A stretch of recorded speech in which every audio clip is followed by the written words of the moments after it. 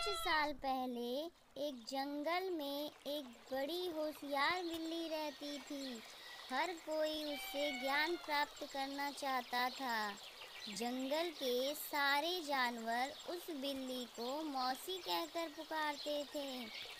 कुछ जानवर उस बिल्ली मौसी से पढ़ने के लिए भी जाते थे।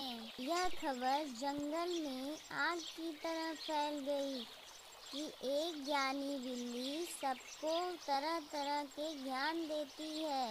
यह सुनकर बिल्ली मौसी के पास जंगल के सभी जानवर एक एक करके आया करते थे। यह खबर जंगल के राजा शेर के पास पहुंच गई। वह भी बिल्ली मौसी के पास ज्ञान लेने के लिए आ गए। शेर ने कहा, मुझे भी आपसे शिक्षा चाहिए। मैं आपका छात्र बनकर आपसे सब कुछ सीखना चाहता हूँ, ताकि जीवन में आगे मुझे कोई दिक्कत ना हो। कुछ देर सोचने के बाद बिल्ली बोली, ठीक है, तुम कल से पढ़ने के लिए आ जाना। अगले दिन से रोजाना शेर बिल्ली मौसी के यहाँ पढ़ने के लिए आने लगा। एक महीने में शेर इतना समझदार हो गया कि बिल्ली ने उससे कहा, अब तुम मुझसे सब कुछ सीख चुके हो। तुम्हें कल से पढ़ाई के लिए आने की ज़रूरत नहीं है।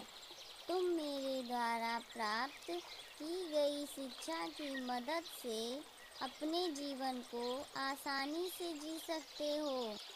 अरे मौसी, क्यों न इस विद्या का मैं तुम पर ही आजमा कर देखूं कि तुमने मुझे कैसी विद्या दी है, सही विद्या दी है कि नहीं। आज मैं तुम्हें खाकर देखता हूँ तुम्हारी विद्या कैसी है।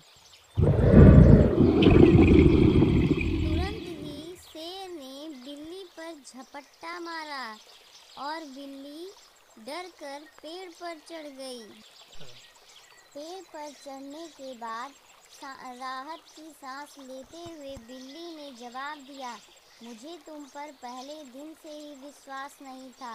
मैं जानती थी कि तुम मुझसे सीखने के लिए तो आए हो, लेकिन मेरे ही जीवन के लिए आफत बन सकते हो।